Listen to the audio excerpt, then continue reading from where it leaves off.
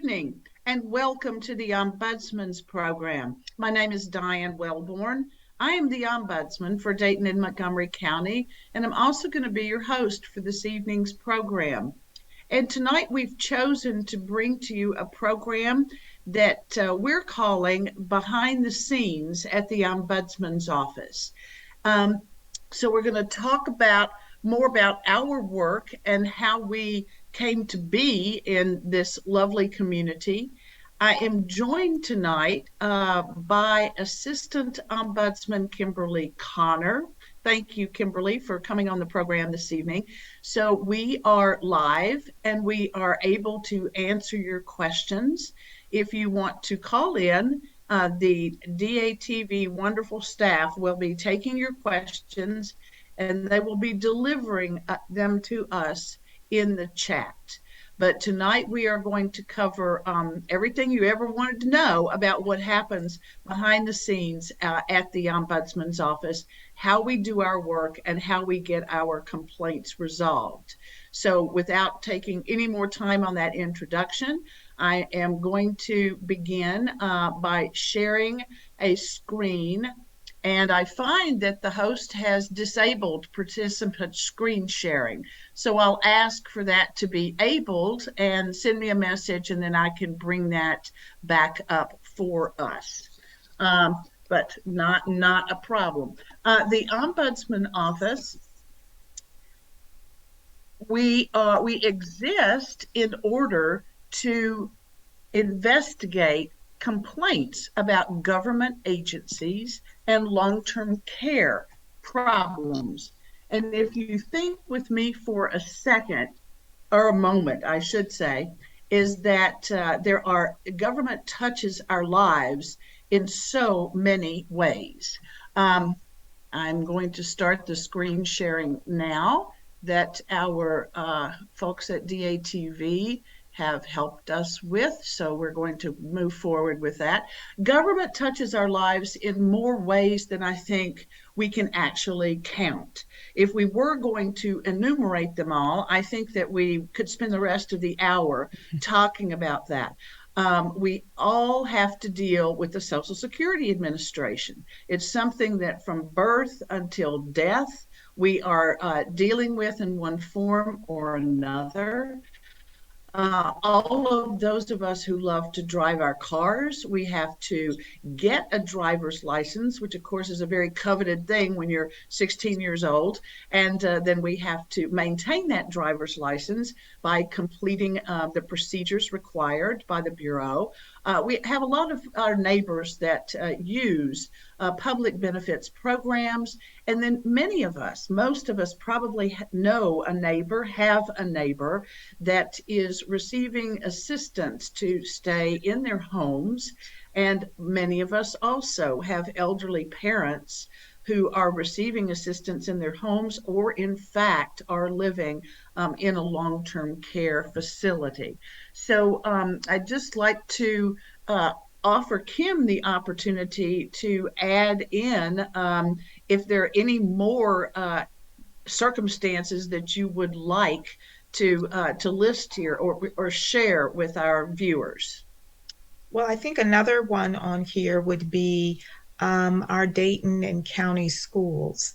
There are services that parents or grandparents need to obtain through our school system. And so that should, I think, be also included in some of the things that are needed in our daily lives. Thank you. Appreciate that, Kim. Mm-hmm. And the Ombudsman's Office is there for when things go wrong. Most of the time, they don't go wrong, but occasionally they do. And that's why we are there. And so people who contact my office are usually not individuals who are happy. They are contacting us because something has gone wrong and they need some help getting it fixed. A lot of the issues that we deal with are customer service issues. Others are when people are expecting to receive a benefit or service that has not arrived. And then, of course, we receive complaints and calls about abuse or neglect of elders, both in the community and in long-term care settings. So again, I'd like to ask Kim to add in here.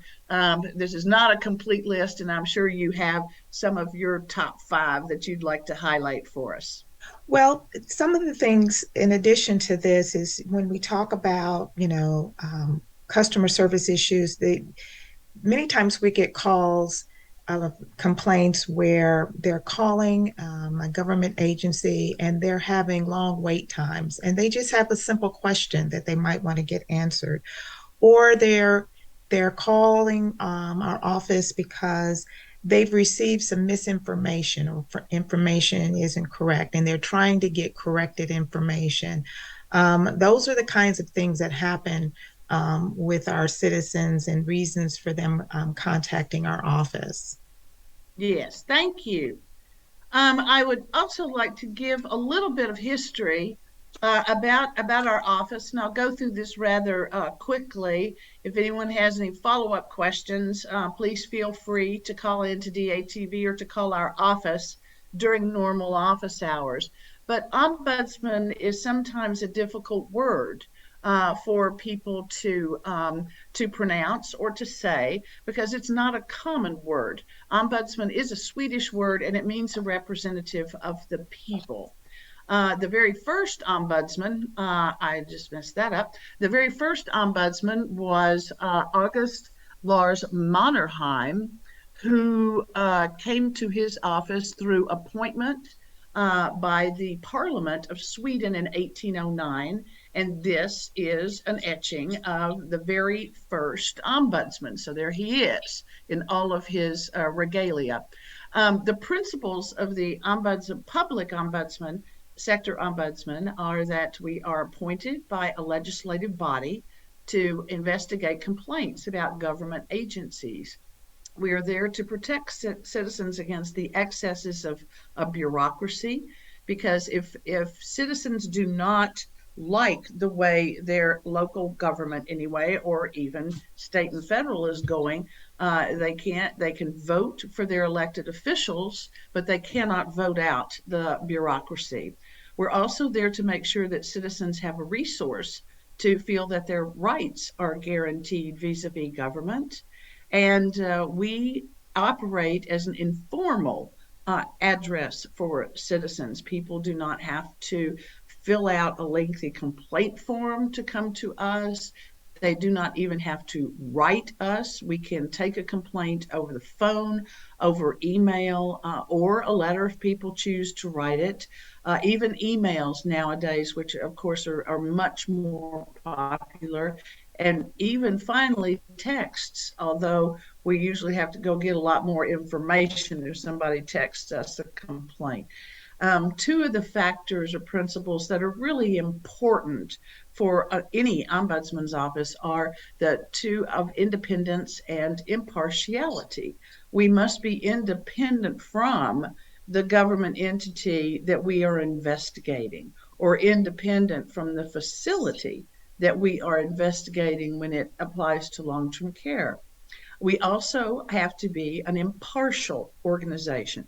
We do not automatically take the side of the citizen against the government when we accept a complaint to try to resolve, nor do we automatically take the position in favor of the government. So we are impartial and we are neutral until we find out the facts of the matter and consult with the particular agency about it. While the ombudsman was first appointed in Sweden and spread throughout Europe in the 1800s and early 1900s, also spread throughout Asia and Africa. But the ombudsman concept did not make it to the United States until 1967, when the first ombudsman was appointed in Hawaii. I find this very interesting personally, because I think of Hawaii as a paradise, and I don't think of people having problems in paradise, but they had a very progressive legislature that did establish an ombudsman office. Second office was in Nebraska. And the third office, believe it or not, in the United States is our very own Montgomery County Ombudsman Office in 1971. Our office is very unique because we were established by three political jurisdictions: the Montgomery County Commissioners and the City of Dayton Commissioners, along with the Dayton Board of Education. And those three entities decided, well, let's get together and establish an ombudsman office in our community. So they set us up not as a government, an arm of the legislature, because this is a joint decision that is made. And we were established as a 501c3. And in order to assist Montgomery County uh, residents or citizens with any level of government. And that's actually very important. Any level of government. They didn't say that we could only take complaints about Montgomery County, City of Dayton, or Dayton Board of Education. So we have the liberty to take complaints about municipalities other than Dayton, about townships, about any function of government within Montgomery County, regional transit, Greater Dayton Premier Management. We also have the ability to take complaints about state agencies and about federal agencies. So this makes us very unique within the ombudsman world. Our colleagues in the Ombudsman's office in Detroit, for example, can only take complaints about the city of Detroit. They do not take complaints about the state or federal agencies or any government outside that of Detroit. So that does give us a broader range with which to help our residents. We provide an investigation service by any citizen or resident of Montgomery County. We provide a convenient service for getting fair treatment. Again, we do not have a complicated process to access us. And again, we are impartial in our investigation of government and government agencies. Our mandate includes a further improvement of citizen confidence in local government services. We are also mandated to generate public information for our neighbors through the media. And one of my favorite parts of our mandate personally is that we are to provide an opportunity for constructive public service by volunteers. And we have done so since the very beginning in 1971. We have a number of volunteers whose work is very, very important to the functioning of our office. And while our volunteer pool varies from time to time, we normally have between 35 and 40 volunteers that are helping us, and we always welcome more. Kim, did you have anything you might want to add to our mandate and the services we provide? I think that when we talk about to further improve citizens' confidence in our local government services, when we receive a case or a complaint, rather, and sometimes a community member may feel like they have turned in all of their documents, depending on what service or benefit they're applying for. And they've done it several times, and they've had this issue several times, and they have grown to lack the confidence of the particular government agency that they've been working with. And so what we try to do is explain to them that certainly everything does take a process. And when you think about all of the thousands of people in just the county alone that are applying for some sort of public service or benefit, and all of the documents and requirements of things that have to be verified, it is not personal.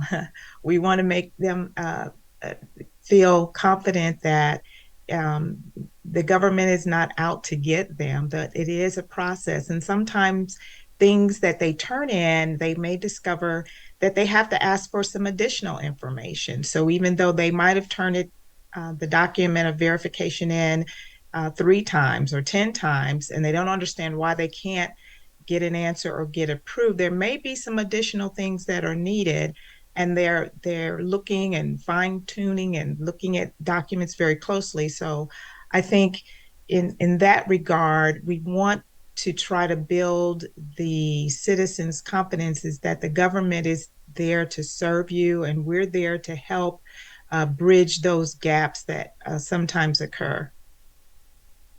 Thank you for that comment. Appreciated. One may wonder, we're the third oldest ombudsman office in the country, or the third established in the country. Many more have since followed. Well, how did this happen? Where did it come from? And what I understand from reading the history and talking to people who actually lived through it is that many area professors of political science were leaders in the establishment of the office. They had attended conferences and they were reading papers about the movement of the Ombudsman Office to the United States. And so they approached the elected officials requesting that one be established here. And some of the concerns that led to the establishment of the Ombudsman Office were some social and urban unrest. It was the end of the 60s, beginning of the 70s. So it was the end of the women's movement, and there was civil unrest from many sections during that time. So it was thought, well, an ombudsman might be able to help reconnect, citizens to government and individuals that are having problems. The very first ombudsman appointed was an editor of the journal Courier, so he was the one that actually set up our office. The second was a former commissioner of Oakwood, and the third was an arts manager from the Dayton Art Institute and community leader Marie Ferguson. And then I was appointed as ombudsman and have been in that position since '99. The ombudsman movement spread further. The Iowa and Alaska, as you can see there, came on and right after our office was established. And then currently our nationwide organization has over 200 ombudsmen as members. Individuals watching this program may sometimes run into corporate or university ombudsmen. They use the title of ombudsman, but they don't do exactly the same work that we do because they're not working within the context of government. They do a lot of conflict resolution work. The long-term care ombudsman was established in 1965 through the Older Americans Act, which actually was a very sweeping change for elders and seniors across the country. It's through that act that so many of the programs that we almost take for granted today, such as Meals on Wheels and senior citizen centers and funding for those things, stem from the Older Americans Act. And long-term care ombudsmen are there to advocate for the rights of the residents. And at the time when the long-term care ombudsman was established, it was unfortunately true that residents were dying of malnutrition and dehydration in facilities at that time. So there was a real crisis that led to this establishment. There was, through the Older Americans Act, there's a long-term care ombudsman in every state in the United States, but each state has its own organization for the state ombudsman program. They don't all look alike, but there is one in every state. And I say that because there's not a governmental ombudsman for citizen complaints in every state. And our office frequently receives calls from individuals here in Montgomery County asking for the contact information for the ombudsman For example, a mother calls her adult daughter now lives in St. Louis and she has a problem. And how can I get a hold of the ombudsman in St. Louis? And we have to say, that we regret that there is no such office there. So, but for long-term care, there is a state level ombudsman in every state. When the program was started, it was co-located with our office, and they have been there with us since 1979. And our long-term care staff cover nursing homes and group homes and in-home care services for a 9-county area. So that's a lot of people, close to 16,000 nursing home beds. Continuing to talk about how government and long-term care touch us in our daily lives. We have all different levels of government. Public money comes to our residents through the provision of daycare, again, Meals on Wheels, federal money, public money goes to help support our homeless shelters, serving citizens that are unsheltered, all those in the nursing home beds, and all the individuals that are receiving care through the many programs that we have, like Passport and others, MyCare and Medicaid, which are very, very important for the support of those that need to receive that care. The ombudsman, again, is there for when things go wrong. And what is the decision to my application or appeal? What has happened to it? How was that decision made? How can I be assured it was fair? And very importantly, how was I treated in the process? So we do take complaints very seriously about how citizens are treated when they encounter government agencies. We take those types of complaints as well. Some of our common issues that our office deals with are citizen service issues, accessing information and getting through the phone systems. I'm sure that all of us have bumped into the 1-800 numbers where you get a bunch of options at the end of the announcement, and none of them exactly fit. So you really don't know, which one to pick, and some people just get frustrated and either start over again or give up. We also get involved when residents think that there is a mistake of fact in their application. They think that the government agency got it wrong, and we are right there to be involved if there's a report of inadequate care in the facilities or in in-home settings. I'd like to invite Kim. I know you've got a lot of these common issues that you deal with on a daily basis. So please feel free to add to this conversation. Okay. Accessing information is always a big issue. People are applying for services, whether it be medical or cash assistance, and a lot of these services are through our local county job and family services. They want to speak to their caseworker or representative. So there's issues always with the phone. And as I alluded to earlier, long waits on the phone just to try to speak to a caseworker, or they've been treated rudely, maybe by that first frontline individual. And certainly we support, no one certainly needs to be, spoken rude to. It is the delay of benefits. For example, that someone has applied and they've been given an overall time of maybe it takes about 2 weeks or 30 days or even 60 days, and it's past that time. So they'll contact our office and we will investigate to see, questions like, when did you apply? And how long has it been? When was the last time you did a follow-up?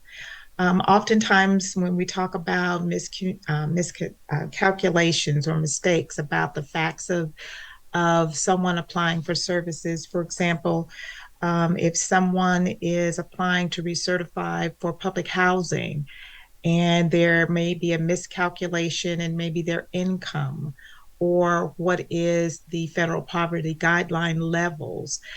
Those things happen. I mean, we're again, our government offices are dealing with hundreds and thousands of documents and applications and services. So sometimes these things do happen, but we want to make sure we have the facts, we have all the information, and we try to help them work through those delays and miscalculations when they're applying for services. Thank you, Kim. That is so true. And the delays and the miscommunications in services actually constitute quite a bit Mhm. of work that we have to do. And I think that the presence of COVID in our community and the Right. impact that it has had on government services has been evident. People can't operate in the same ways that they did before. And all agencies have been making major shifts and doing so. And hopefully, the dust is settling a little bit now. We have a person that has called in a question. Why is Montgomery County? Why does Montgomery County have the only ombudsman in the state? Is that true, and why? Yes, unfortunately, it is true. And the reason why is, I think, is multifaceted. First of all, Montgomery County very early in 1971 established the office. And through the office over the years, citizens have been served well. And so, therefore, the Ombudsman Office was continued, supported. It was supported over those years. There, no other counties have decided to follow this model, either to establish an ombudsman office just for their county, much less considering all the other services we've already mentioned from different levels of government, but it just has not been done. At one time, there was an ombudsman for Cuyahoga County, but that office closed, and so it is no more. And I think that it takes a great deal of political will, actually, for the elected officials to continue to fund and support an office whose purpose it is to deal with complaints about their own agencies. So it's a strength there. It's very definitely a strength that we has existed in Montgomery County over the years, because since 1971, of course, the elected officials have changed many times over those years, but they continue to support the office, continue to back the office, for which we are grateful. And I know over the years, people have been grateful, but that just did not happen in other counties. But I want to thank that caller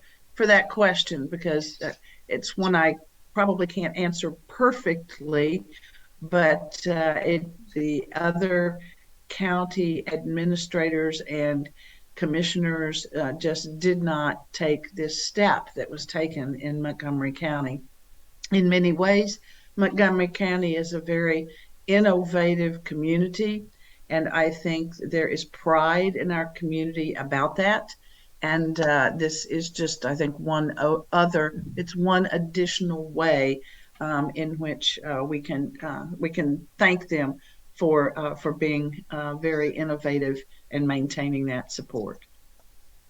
All right. What we do for citizens is, it looks simple here on the screen, but I'm sure Kim will Kim will attest that it's not exactly as simple as what it looks. There are many calls that come to us that are not that we don't have to turn into cases. There are many people that just need to know who to call, where to call, what is the right number for their particular issue. And then sometimes the issue is not even one of government. And I'll let Kim elaborate on that a minute. We do handle simple inquiries. Sometimes an issue can be resolved in a day. It's very easy for us to do, but the individual just didn't know how or where to go in order to bring the resources to bear. And then finally, we do conduct more detailed investigations. So, Kim, I'd like to ask you to jump in here and add in your information and your perspective about our activities to assist citizens in these regards. Well, as you've mentioned, Diane, we do get a number of calls and they are different. The information that we want to make sure that we are providing to them is going to be in the right direction, as you've mentioned. So, for example, if we get a call and it has to do with a legal matter, we don't have attorneys in our office, and they really need to talk with an attorney and they may not be able to afford an attorney, but if they could, we would, for example, refer them to the Dayton Bar Association or Legal Aid of Western Ohio.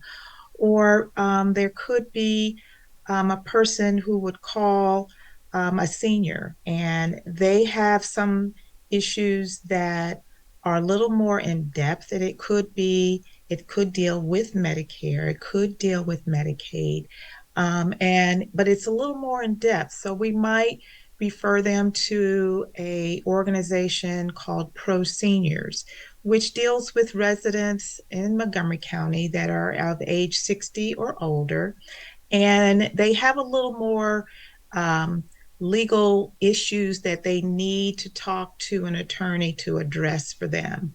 Um, there are inquiries sometimes that, as Diane mentioned, that are really real simple questions that people don't know um, where to go. So they'll call our office and we can give them answers to help them to navigate the system. So, for example, if someone is calling about they made a retail purchase and they won't take it back and they've gone back and forth, and it happened within our city.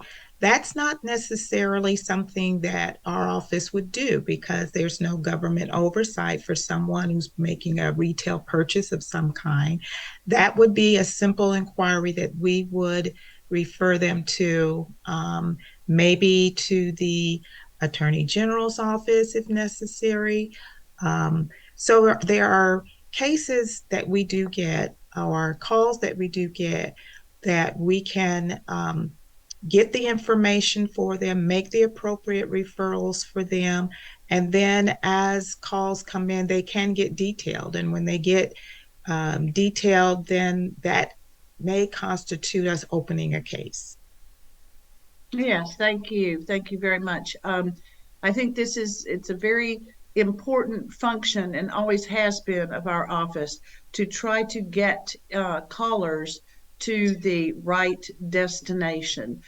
Government is large, it's complicated, it has many layers. And so it's understandable that people may not be able to find or even just to know off the top of their head which is the right place to go, which is the right government entity or whatever to get their help.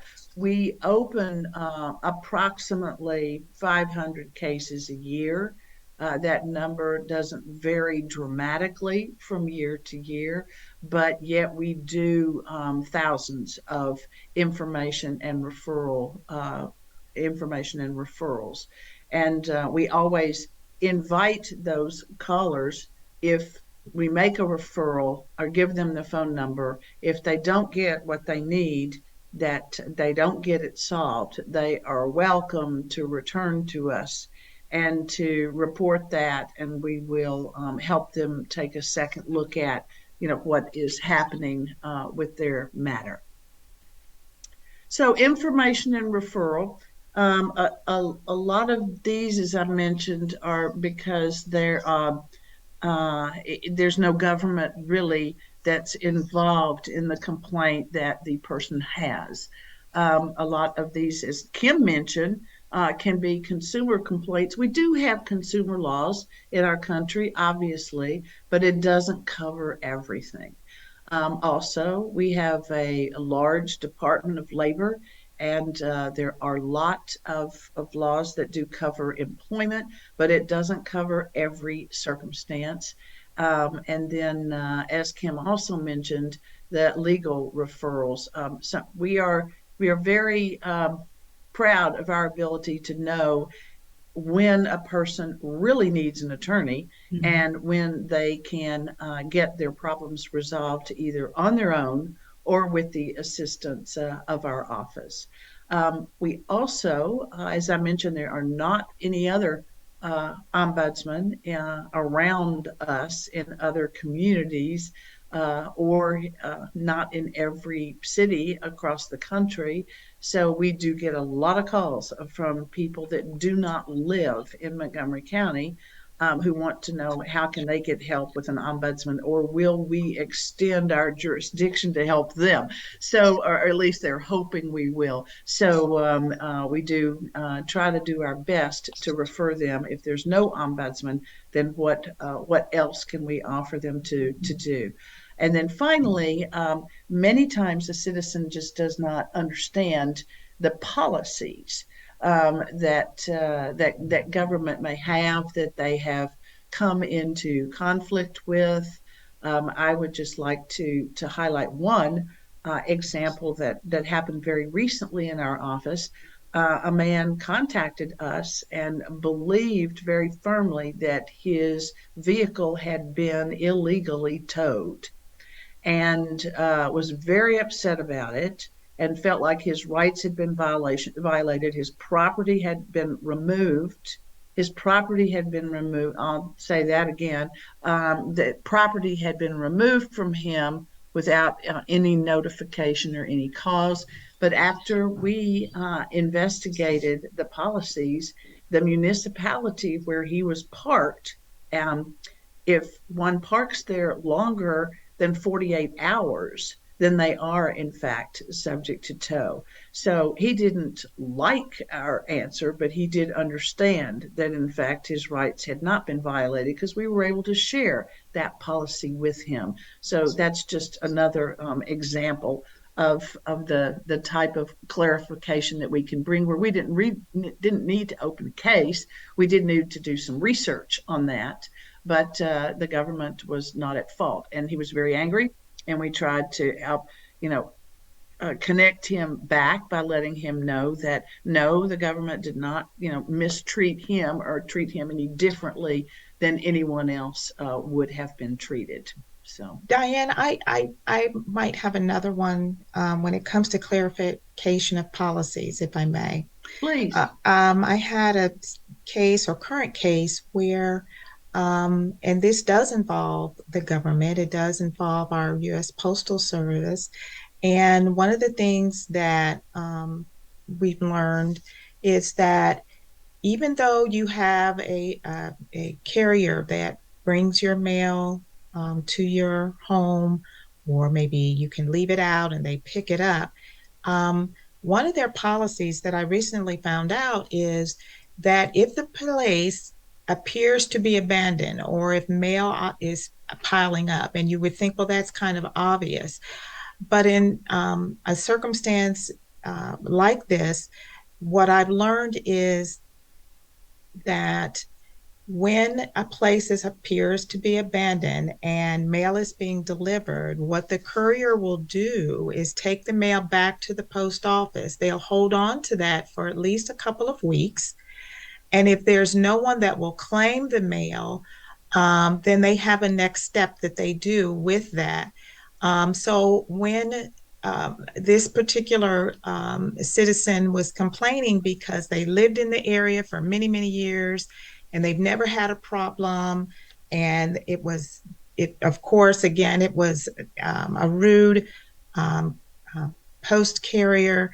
And that really was not the case. They were following their policy, is that if they are delivering mail and it doesn't appear that the home is vacant, abandoned, there's no one there, they've delivered there on numerous occasions, then they are required, as their policy is, to take that mail back to the post office and wait for that mail to be claimed. That's just another example. And that's a good one, Kim. Thanks very much for sharing that. I'd like to move forward to talk a bit about the simple inquiries that we do get. Sometimes people just are trying to check the status of either their application or their benefit payment, or they've been waiting after they've retired to have their Social Security benefits begin. It just hadn't started yet. They don't know why. They need to get an answer to that, hopefully. And a lot of times people turn to us for those types of things because, quite frankly, they have difficulty accessing government. They have difficulty getting a response that is a personalized response. Our government is very good about sending out generic letters to explain things to people, but not always answering a particular individual's question. So we can help with that. As Kim has already given a good example, we do explain the timelines about how long how long the agency has to respond to an appeal, how long they have to respond in their various policies and procedures. And then again, what we try to do is reconnect citizens who are displeased back with that agency from which they're trying to obtain services. That's a very important part of our role, is to try to get that issue resolved, get the information that's needed so that the citizen can move forward without harboring anger toward the agency. And that's something that's very valuable for our work. Kim, did you want to weigh in on that with anything extra? I don't believe so. I think, you've explained well that is part of what happens. People are often calling because they've been waiting, they're angry. And, again, we try to reassure them this is certainly not, personal, with all of the thousands of applications and people that are accessing services. But if they're past the time frame or timeline for receiving, a response, we would open up a case with that. If they've made numerous of calls or left messages and they're not getting what we would call non-responsive. And of course, I also try to remind individuals that call our office, and of course they may not want to hear it, but we're living a different kind of life and day now. Since we have been in a pandemic, the same things that affect our community members certainly affect the workers. So you're going to be short-staffed. You're not going to have things won't always get out in a timely manner. But we work with the agency, we work with the community member to try to get the most complete and response to their concern. Thank you very much. I appreciate that helpful addition, Kim. That's good. Oh, all right. The next topic I'd like to touch on is when we do conduct a more detailed investigation, and we do it frequently. Mm-hmm. And these are the cases and the issues that take our office more time than the things that we have spoken about previously. And this is where we also greatly value the input and the assistance of our volunteers. We do a complete intake meaning that's very thorough. We give a lot of detail, and we even request copies of paperwork if that exists. We will get a release of information from the individual. We research rules and policies that we then take the concern to the agency. And we believe in taking the concern to the lowest level possible, to give the frontline worker, so to speak, or the initial worker the opportunity to fix the problem. And then if that doesn't happen for us, we will work our way up the hierarchy until we can achieve resolution, always maintaining a neutral and impartial attitude through that. Kim, did you have an example for us on that one? I sure do. I'm currently working on a case that we received towards the end of September, and this is regarding an unfinished restoration of a sidewalk. And originally, the community member thought this was something that our City of Dayton Water Department was responsible for. And I did learn recently, as of today, that it was not. And in cases that we get, when you refer to and having to do research and dig a little deeper and investigate, it's cases like this where you may think it's one agency when it's really another department. And that does take some time to work through. And in this particular case, the citizen sent the complaint in via email, very thorough, very detailed, and they supplied pictures. And that's another thing that Diane was talking about. Any supporting documents. So, for example, if a person is complaining that they've sent in verifications for things, and I always ask, well, when did you send it in? Did you get a receipt? Was it something you had to put in a Dropbox? Getting key information in the details of the investigation like that is always very helpful. But getting back to this case, it actually turned out that it was a situation through a Ohio Underground Utilities company, and they contracted someone to do the work. But since this was brought to the Public Works Office, that's the I guess hierarchy or the level that I began at. They did some investigation and found out that it was through a contract, and that they provided the name, the phone number of this Mid-Ohio Utilities Company and the work that needed to be completed.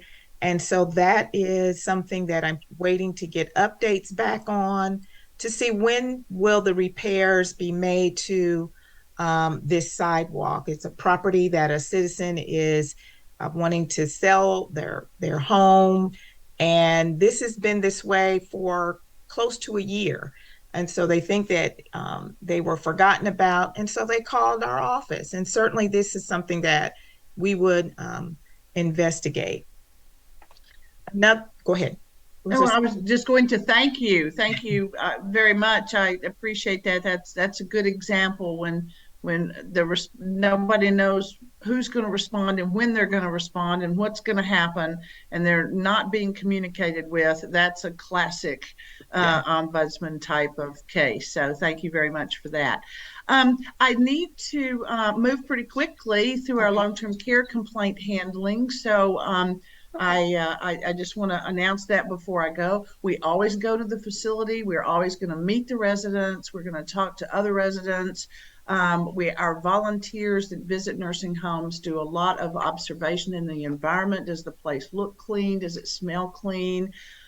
We always interview the other individuals that are there. So it's a different type of on-site work rather than the research type of work that the government ombudsman does. But so important for the residents of nursing homes who are incredibly vulnerable part of our population. We work to present options, oftentimes care conferences, which get together all of the professionals who are helping to care for the individual, a dietitian, a social worker, an activities director, a physical therapist, director of nursing, or whoever needs to be in there in that care conference to figure out a plan of action to address the care complaint. We assist individuals who are making an appeal. We do a lot of advocating for residents at cases where they may be facing a discharge from the nursing home or an eviction from the nursing home. And we have to always follow up to make sure that the resolution that we've worked to put in place is in fact implemented and is being successful. If not, we need to start the process again or revise what has been put into process. So our work, that's a very brief description of the wonderful work of our long-term care ombudsman.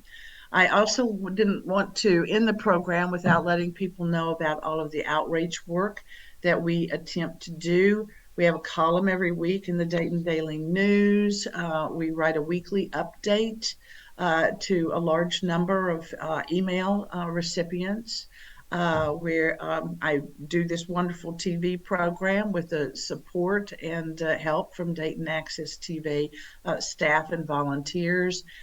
We also serve on community boards and task forces, and we announce our work to the new citizens that are being naturalized, and continue with our professional memberships for our own training and improvement in the work that we do. So in conclusion, I'd like to just summarize that the Ombudsman Office is there to respond to citizen complaints. We're an independent agency. We're not a part of government. We are impartial. We work to ensure citizens' rights.